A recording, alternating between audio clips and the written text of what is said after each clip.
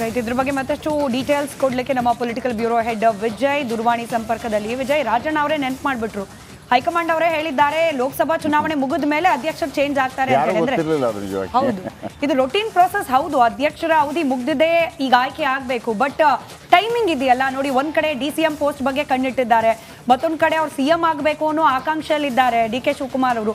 Exact ಟೈಮಿಗೆ KPCC ಅಧ್ಯಕ್ಷರ ಬದಲಾವಣೆ.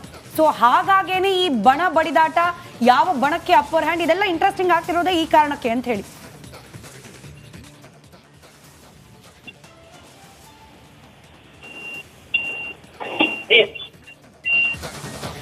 ವಿಜಯ್, ಕೇಳಿಸ್ತಾ ಇದೆಯಾ?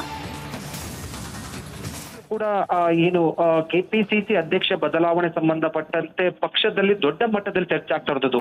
CM ಬಣಕ್ಕೆ ಉಪಮುಖ್ಯಮಂತ್ರಿಗಿಂತ ಹೆಚ್ಚಾಗಿ KPCC ಅಧ್ಯಕ್ಷ ಸ್ಥಾನದ ಮೇಲೆ ಕಣ್ಣಿರುವಂತದ್ದು. ಯಾಕಂದ್ರೆ ಉಪಮುಖ್ಯಮಂತ್ರಿ ನೇಮಕಕ್ಕಿಂತ ಹೆಚ್ಚಾಗಿ ಪಕ್ಷವನ್ನ ರಾಜ್ಯದಲ್ಲಿ ಹಿಡಿತಕ್ಕೆ ತೆಗೆದುಕೊಳ್ಬೇಕಂದ್ರೆ ಉಪಮುಖ್ಯಮಂತ್ರಿ ಸ್ಥಾನಕ್ಕಿಂತ ಹೆಚ್ಚು ಪವರ್ಫುಲ್ ಆಗಿರುವಂತದ್ದು KPCC ಅಧ್ಯಕ್ಷ ಸ್ಥಾನ. ಇದಕ್ಕೆ ಪೂರಕವಾಗಿ ಈಗ ವೇದಿಕೆಯನ್ನು ಸೃಷ್ಟಿ ಮಾಡ್ತಾ ಇರುವಂತದ್ದು.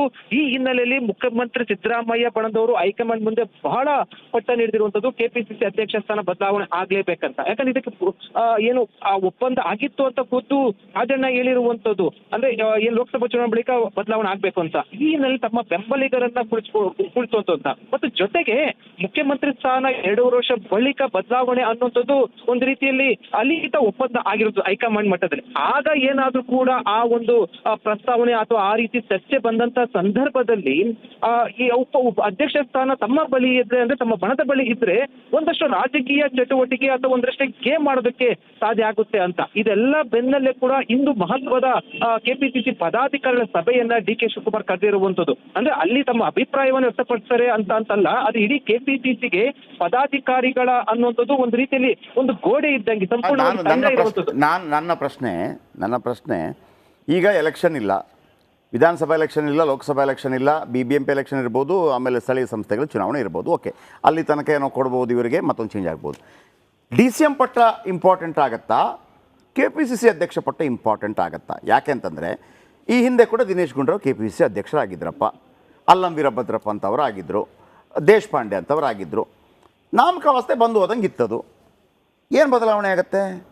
DCM ಬೆಸ್ಟ್ ಅಲ್ಲ, ಅಟ್ಲೀಸ್ಟ್ ಅಧಿಕಾರ ಆದರೂ ಸಿಗುತ್ತೆ.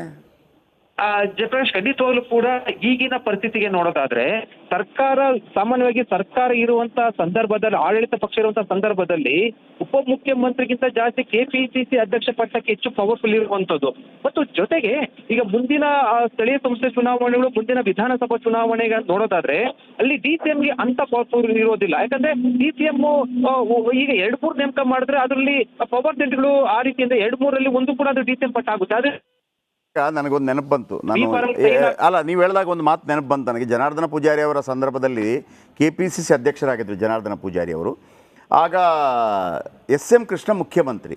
SM ಕೃಷ್ಣ ಅವರು KPCC ಕಚೇರಿಗೆ ಬರ್ತಾರೆ, ಜನಾರ್ದನ ಪೂಜಾರಿ ಬ್ಯುಸಿ ಇರ್ತಾರೆ. ಅರ್ಧ ಗಂಟೆ ಕಾಯ್ತಾರೆ ಮುಖ್ಯಮಂತ್ರಿಗಳು, ಅರ್ಧ ಗಂಟೆ ಕಾಯ್ತಾರೆ. ಅರ್ಧ ಗಂಟೆ ಕಾದ ನಂತರ ಎಲ್ಲ ಮಾಧ್ಯಮದವರು ಜನಾರ್ದನ ಪೂಜಾರಿ ಅವ್ರ ಹತ್ರ ಕೇಳ್ತಾರೆ, ಸರ್ ಮುಖ್ಯಮಂತ್ರಿಗಳು ಬಂದಿದ್ದರು. ಆಗ ಜನಾರ್ದನ ಪೂಜಾರಿ ಅವರು ಹೇಳಿದ ಮಾತು ಈಗ ನನಗೆ ಭಾಳ ಪ್ರಸ್ತುತ ಅಂತ ಅನಿಸ್ತಾ ಇದೆ. ನೋಡಿ, ಅವರು ಸರ್ಕಾರದ ಮುಖ್ಯಮಂತ್ರಿ, ಆದರೆ ಈ ಪಕ್ಷದ ಒಬ್ಬ ಕಾರ್ಯಕರ್ತ. ಈ ಪಕ್ಷಕ್ಕೆ ಅಧ್ಯಕ್ಷ ನಾನು, ಅವ್ರು ಹೇಳೋ ಸ್ಟೈಲು, ಪಕ್ಷಕ್ಕೆ ಅಧ್ಯಕ್ಷ ನಾನು. ಅವರು ಸರ್ಕಾರ ಏನೆಲ್ಲ ಮಾಡಬೇಕು ಅದನ್ನು ಮಾಡ್ತಾರೆ, ಆದರೆ ಅವರೇನು ಮಾಡಬೇಕು ಅಂತ ನಾನು ಹೇಳ್ತೀನಿ, ಅಂದರೆ ಆಸ್ ಎ ಕಾರ್ಯಕರ್ತನಾಗಿ. ಆ ಪವರ್ ಅಂದರೆ ಒಂದು ವೇಳೆ ನಾಳೆ ಇವರು ಮುಖ್ಯಮಂತ್ರಿ ಆದರೆ ಇವರನ್ನು ಹದ್ದುಬಸ್ತಿನಲ್ಲಿ ಇಡೋಕೆ ಇರುವಂಥ ಒಂದೇ ಒಂದು ಸಾಧನ ಅಂತಂದರೆ ಅದು KPCC ಅಧ್ಯಕ್ಷ ಸ್ಥಾನ.